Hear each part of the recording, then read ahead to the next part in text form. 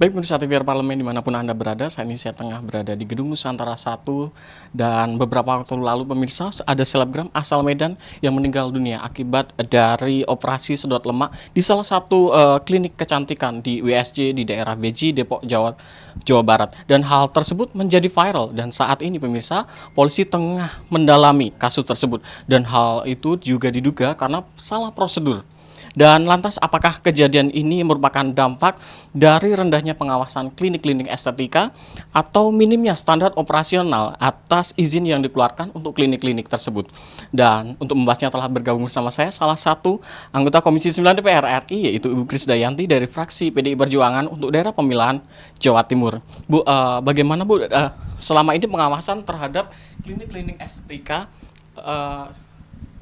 atau adakah sertifikasi khusus buat pelaku-pelaku di klinik estetika tersebut? Ya, pertama terima kasih banyak. Kita ucapkan bela sungkawa sedalam-dalamnya ya atas kejadian yang masih terulang kembali di negara kita terkait kedisiplinan dokter dan juga kedisiplinan hukum dalam banyaknya sekali maraknya kecelakaan medis dalam pelaksanaan praktik dokter dalam standar profesi kedokteran. Artinya standar profesi kedokteran ini memang harus terakreditasi di setiap tahunnya karena kita mengingat bahwa kita mendorong selalu pemerintah melalui Kementerian Kesehatan dalam setiap rapat kerja kita bersama Kementerian Kesehatan bahwa kita mohon mereka untuk memperketat regulasi dan juga memfilter tentang terkait lisensi. Banyak sekali kedokteran atau klinik kecantikan bahkan dari luar negeri yang terkadang karena sangat populer atau bahkan melibatkan artis untuk di-endorser sehingga mereka terdorong untuk mau membuat klinik di Indonesia tanpa mereka tahu apakah lisensi atau izin dari dokter tersebut sah atau berlaku di negara kita. Jadi kita mohon tidak saja memperketat dalam regulasi, tapi juga menyaring lisensi dan kita mohon dari tenaga kesehatannya untuk terus dapat melakukan akreditasi secara berulang-ulang terkait pelatihan karena yang namanya klinik kecantikan pasti equipment dan alat-alat kecantikannya itu tidak akan stagnan. Dengan adanya kecanggihan teknologi yang terus membuat alat-alat kecantikan ini menjadi satu tren baru dan tren baru. Jadi selain dari smartnya para konsumen untuk memilih dan memilah klinik kecantikan, karena klinik kecantikan ini kan menjamurnya luar biasa.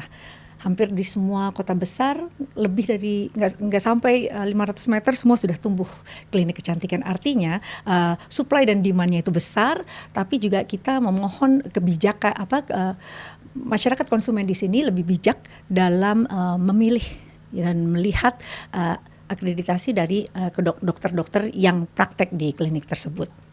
Itu tadi berbicara tentang perketat buat sekarang terkait regulasi untuk menangani atau melindungi dari para korban seperti apa, Bu? Ya, artinya kan kita juga kemarin menghasilkan Undang-Undang nomor 17 tahun 2023 artinya terkait Undang-Undang Kesehatan yang memang negara sebesar kita baru mensahkan tahun lalu, artinya kita juga perlu 1 tahun untuk bisa mensosialisasikan.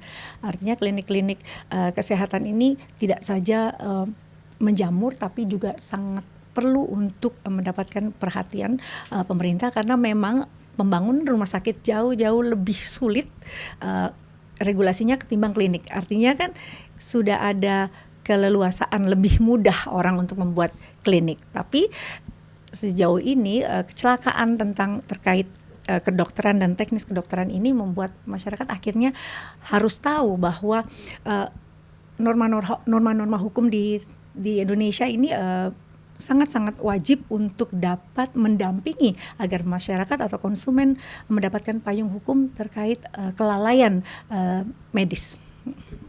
Terkait langkah konkret ke depan DPR RI seperti apa, Bu? Supaya mengawal kasus ini supaya tidak terjadi lagi ke depannya. Betul, diharapkan ya kami anggota Komisi 9 selain mendorong pemerintah untuk bekerja dalam hal pengawasan, kami juga tentunya ingin sekali bahwa selain masyarakatnya juga semakin pandai dalam mengkonsumsi dan juga melihat kebutuhan dan urgensinya, tapi juga kita lihat bahwa klinik-klinik kecantikan ini harus terus melakukan akreditasi, lalu pelatihan skills dari tenaga kesehatannya dan juga alat-alat yang mumpuni dan profesional. Oke, siap. Terima kasih Bu atas kesediaan dan waktunya. Baik pemirsa, demikianlah wawancara saya dengan salah satu anggota Komisi 9 DPR RI, Ibu Krisdayanti, di mana DPR juga menyoroti terkait banyaknya atau menjamurnya dari klinik-klinik estetika, dan seiring juga kemajuan teknologi, DPR meminta pemerintah untuk memperketat dari lisensi maupun akreditasi dari pelaku-pelaku klinik tersebut. Demikian pemirsa yang dapat saya laporkan. Terima kasih atas perhatian Anda dan saya kembalikan ke rekan saya di studio.